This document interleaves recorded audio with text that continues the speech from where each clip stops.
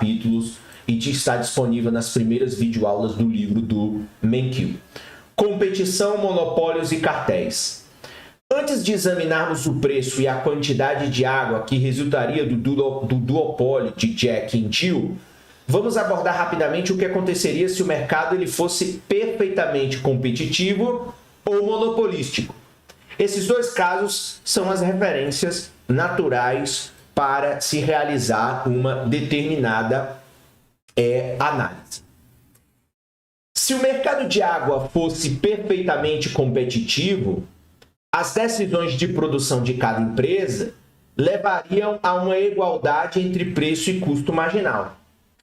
Como supusemos que o custo marginal para produzir água é zero, o preço de equilíbrio da água em competição perfeita também seria zero. Portanto, neste caso, a quantidade de equilíbrio seria de 120 galões, ou seja, você vai tirar o máximo, dado que o custo marginal para produzir água é igual a zero, a ideia então é chegar a zero. Então, o preço da água refletiria o custo de produção e a quantidade eficiente de água seria produzida e consumida. Então, partindo do pressuposto que ao tirar 120 galões, todos os galões eles seriam comprados e, consequentemente, você teria aqui um preço igual ao custo marginal. Agora veremos como o monopólio se comportaria. A tabela 1 mostra que o lucro total ele é maximizado quando a quantidade é de 60 galões e o preço é de 60 dólares por galão. Então, vamos voltar aqui na tabela número 1. Veremos aqui que o maior faturamento está em 60 galões a 60 dólares, o que dá uma receita total de 3.700 dólares. Então, essa aqui seria a produção em que o lucro ele é maximizado. Assim, o monopolista maximizador de lucros produziria essa quantidade e cobraria esse preço. Como é padrão no monopólio, como é padrão no monopólio, o preço seria superior ao custo marginal. Então, o resultado seria ineficiente, já que a quantidade de água vendida e consumida seria inferior ao nível socialmente eficiente de 120 galões. Então, lembrando que, na hipótese de mercado competitivo, os 120 galões seria o nível socialmente eficiente.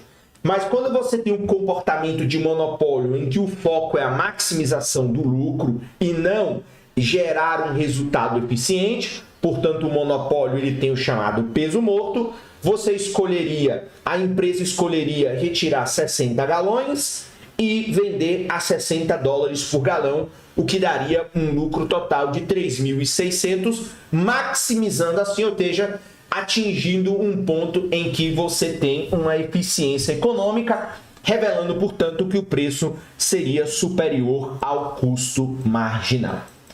Que resultado devemos esperar de nossos duopolistas? Então, e agora, na situação de um oligopólio com duas firmas? Uma possibilidade é que Jack e Jill se reúnam e façam um acordo em relação à quantidade de água a ser produzida e ao preço a ser cobrado. Um acordo sobre produção e preço como esse entre empresas é chamado, portanto, de conluio, e o grupo de empresas que age conforme um acordo é denominado de cartel. Então, dentro de um duopólio, como são poucas empresas, essas empresas elas podem sentar na mesa, podem negociar quanto produzir, a que preço médio produzir, construir um conluio e, portanto, estabelecer um cartel entre as empresas. Uma vez formado um cartel, o mercado, portanto, passa a ser atendido por um monopólio e podemos aplicar a nossa análise do capítulo 15. Então, se você não se recorda as questões ligadas ao monopólio, assista novamente a aula do capítulo, a videoaula do capítulo número 15 do livro do Menkil. Nessa situação, ou seja, se Jack e Jill entrassem em conluio, concordariam com o resultado de monopólio, porque esse resultado maximiza o lucro total que os produtores podem obter do mercado. Nossos dois produtores fariam um total de 60 galões que seriam vendidos ao preço de $60 cada. Novamente, o preço de mercado aqui é superior ao custo marginal e o resultado é socialmente ineficiente. E aqui, mais uma vez, no oligopólio, a ideia é, portanto,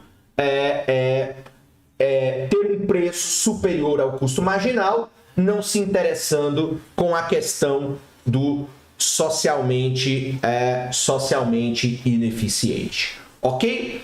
Pois bem, vamos continuar aqui. Um cartel deve concordar não só com o nível total de produção, mas também sobre a quantidade a ser produzida pelos membros. Em nosso caso, portanto, Jack e Jill devem concordar sobre como dividir a produção monopolista de 60 galões, digamos, 30 para cada um. Cada membro do cartel desejará uma participação maior do mercado, pois isso significa claramente um lucro maior.